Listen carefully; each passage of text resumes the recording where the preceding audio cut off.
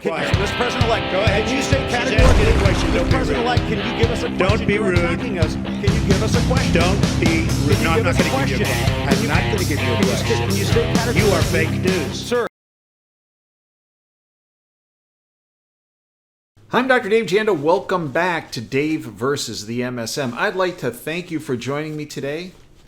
And my goal is for you to take this information and network it to anyone and everyone you know and love, or actually have any kind of interaction with. Why? Because the key to winning this war, and let's not soft pedal this. What we're involved with right now, and have been for frankly decades, but it's really been the game has been upped over the past, 10 years, is a war for our freedom, a war for our liberty, a war for our life, a war for our future, a war for our constitutional republic. There's the freedom side of the equation, our side, and then the enemy is the cult, whatever you want to call it. The globalist cult, the globalist syndicate, the New World Order crowd, the criminal international banking syndicate, the deep state, the shadow government. It's all the same. A group, small, several thousand maybe, group of individuals who are focused on their freedom stripping agenda and life stripping agenda and constitutional republic stripping agenda. Many people believe that we weren't warned about this motley crew, if you want to call them that. But we have been. For decades. When Eisenhower gave his farewell address from the Oval Office in 1961, January 1961, he spoke about, yes, the military-industrial complex, but he also talked about a technocratic group of individuals that were hell-bent on a freedom-stripping, life-stripping agenda, and to beware of that. I've played that clip on my radio show numerous times. The bought-off lamestream fake media, tentacle of the deep state, will never play that clip, or any clip associated with the preservation and or enhancement of freedom and liberty. In addition to Eisenhower's speech, we have a number of other luminaries over time who have come forward to try to give us a heads up. You need to take action. Operative word, action. Yes, peaceful action, yet action. A lot of people get mad at me when I speak about you got to get off the bench and onto the field of play as it relates to freedom. Why do they get mad at me? Well, one group gets mad at me because they're playing for the opposing team that wants to be on that field for the globalist cult team, and they want to be unopposed. But there's another group of people who get mad at me who are on our team, the freedom side, who would much rather just stay on the bench. Because it's easier. It doesn't involve action. You see, folks, freedom, liberty, a constitutional republic, it's not a spectator sport.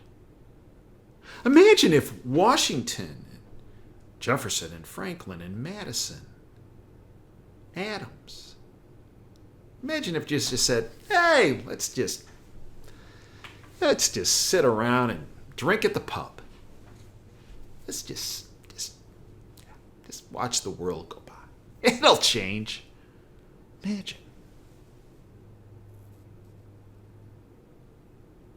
And one of the other big problems is that this group of people on the freedom side that keep saying, well, you got to have 50, 60, 70% of the population awake before you can actually do something. Really?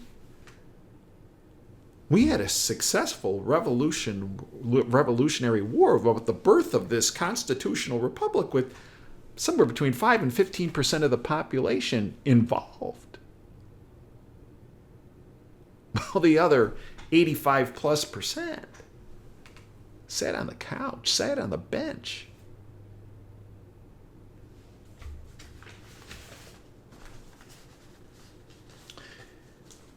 Let's turn to Carl Sagan, astrophysicist. Remember from the 80s and 90s? He'd come on the Johnny Carson show. Right? Great show, Johnny Carson show. And he'd talk about billions and billions of stars and this and that. Well, this was actually brought forward recently by Ben Bartrey. The late astronomer, Carl Sagan, who perhaps understood the unique threat of technocracy, as well as anyone ever has emerged from the grave with a prescient warning on the dangers we are wading into unchecked. Here's what Sagan said many decades ago, quote, "We've arranged a society based on science and technology in which nobody understands anything about science and technology," end quote. You think he was talking about good old Fauci and, right? And Collins at the NIH and the rest of them, like what we experienced over the past 3 years, with this and this? Yeah, right. Sagan called it. Listen, quote, "And this combustible mixture of ignorance and power sooner or later is going to blow up in our faces," end quote. He went on, quote, "I mean, who's running the science and technology in a democracy if the people don't know anything about it," end quote. Quote, "Science is more than a body of knowledge," he stated. "It's a way of thinking, a way of skeptically interrogating the universe with a fine understanding of human fallibility," end quote. Operative words. Thinking. Skeptically interrogating. In other words, analyzing. Why do you think the globalist cult targeted our education system decades ago? They undermined the system so that the graduates of the system did not have any or very little abilities to think critically or to have analytical skills. You can thank the technocracy, these science leaders. What did Fauci say? "I am the science." Yeah, you're the science. All right, buddy. John and Nisha Whitehead also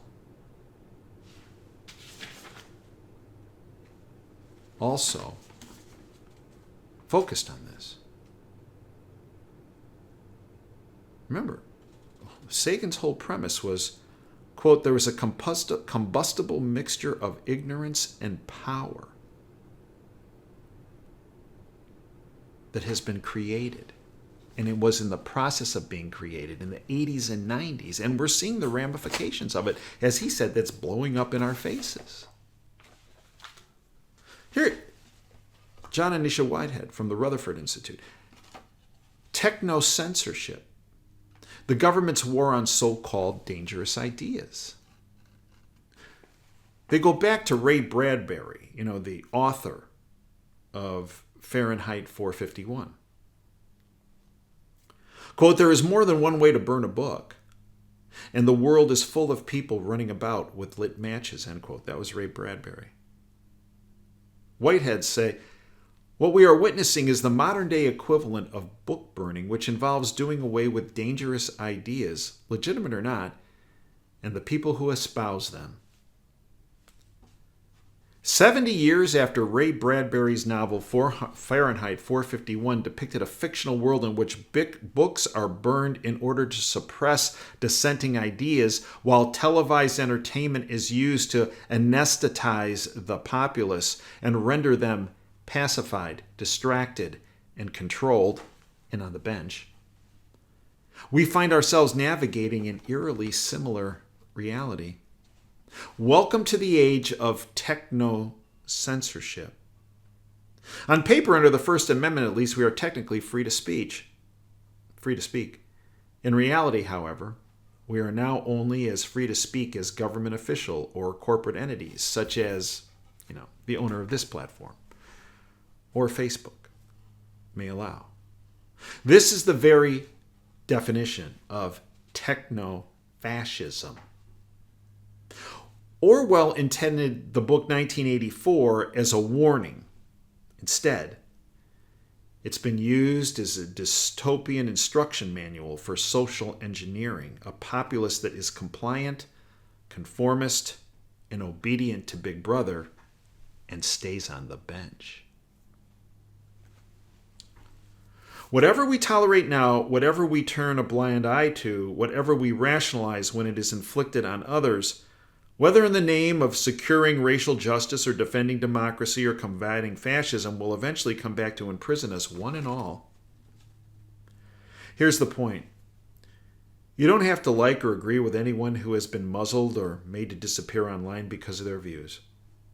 But to ignore the long-term ramifications of such censorship is dangerously naive, because whatever powers you allow the government and its corporate operatives to claim now will eventually be used against you by tyrants of your own making.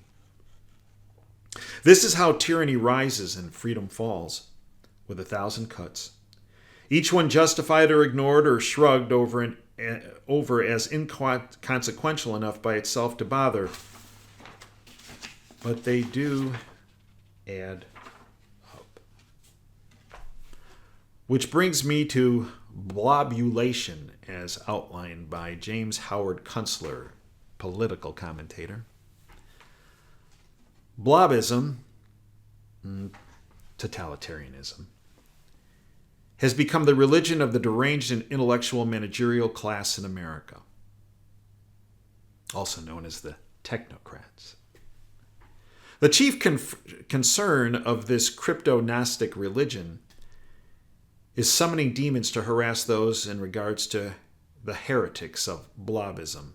Thus, it is well within the historic tradition of fanatical, hysterical paroxysms that shake ordinary human beings and end up needlessly and wrongfully killing a lot of people. Yeah, just think about the past 3 years, right? No doubt blobism is a product of the intel community run by that mysterious Politburo with assists from partners in foreign lands such as the World Economic Forum, the World Health Organization, and the Communist Chinese Party, and a coterie of essential stateless super rich guys with axes to grind. Think of that as good old Billy Gates, Zuckerberg, just to name a few. It was designed to derange the people who do most of its on-the-ground dirty work. They already have a lot of blood in their hands with the pointless war in Ukraine, which started deliberately, and now the forced deindustrialization of the West with a crusade against farming on the side to make sure that those who don't die of this and this just end up starving to death. Beginning to process to expel Joe Biden would be like cutting the head off a chicken. The head doesn't have much going on inside of it except the eat and sleep, scratch, and cackle algorithm. But without that head, the rest of the chicken just staggers around in circles for a minute before it drops dead. Our government needs to go through that for the country to become itself again. And remember, the government is not our country. In fact, the government opposes you and me and our freedoms and liberties. Sagan had it almost right. He talked about a combustible mixture of ignorance and power. But there's another component that Sagan did not mention. Yeah, ignorance. Yep, power. But the third element is evil. The science and technology leaders, the technocrats, and their little puppets in governments around the world are ignorant. They're power hungry. And yeah, they're evil. They have targeted you, me, the 99.9% of us that are not in the globalist cult.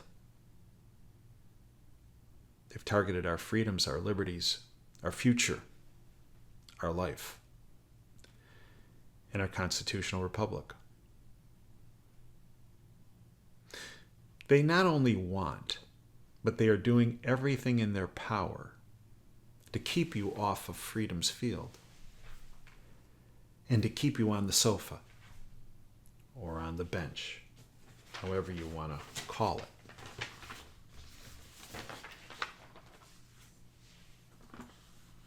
They want to keep you suppressed, misinformed, disinformed, and completely uninformed, because it makes you an easier target of their freedom, future, life, and freedom-stripping agenda.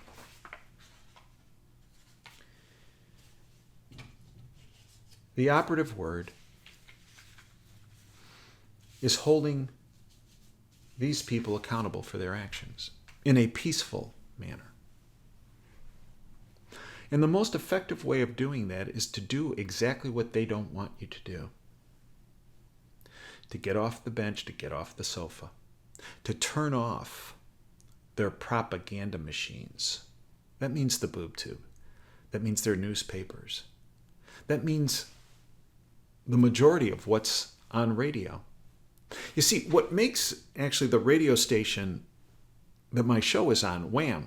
Talk 1600, different than any other station in the country is there is absolutely no restrictions of freedom of speech. There's no program manager that tells any of us what we can or cannot say.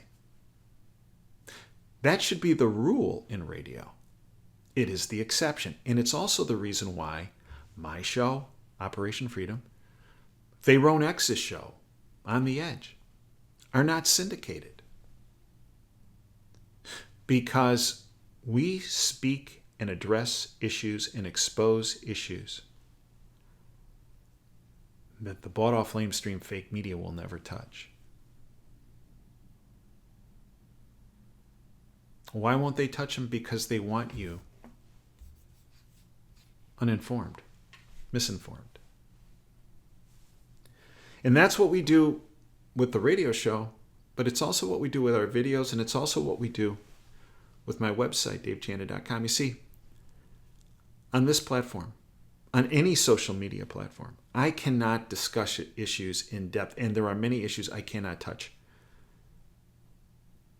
See, there is nobody else that has 35 years experience with 35 years of context behind the curtains that can bring information forward. But I have to do it on a platform that's safe and secure, and that's davejanda.com. I have to do it there because I'm not allowed to do it anywhere else because of the choke points that have been created by the syndicate, by the cult, and their oppression, suppression, censorship operations. What we do at davejanda.com is put you months, years, in some cases decades ahead of the curve. And I willingly do so. And yes, there are threats for me doing that. But the reason why I do it is because what's the good of me knowing something and not passing it on to others? In my mind, there is no good to that. Some people might see it advantageous. I don't. And that's why DaveJanda.com exists. We hope you'll stop on by. There's a tremendous amount of free public content, but the subscription content is essentially free also. It's 30 cents a day for priceless information you'll get from nowhere else. And we put it behind the paywall because it's protected, but to protect it, it costs a lot of money to do that. And that's what that 30 cents a day pays for. We hope you become part of our freedom family. Believe me, you'll be happy you did. And believe me, you will be sad if you don't. And you won't know how sad until some of the things and all the things that we talk about come to pass and you weren't and aren't protected. We're there for you 24/7. Free side, public side, and the subscription side. We hope you become part of our freedom family. Until next time, Dave Janda signing off. Dream big and dare to fail. Thanks for your time today. Pass this video on to others in spite of this platform. Or it's in spite of them suppressing it, oppressing it, manipulating notifications, manipulating view counts, and not wanting you to pass it on. Put a finger in their eye. Pass it on to others. Thanks for your time today.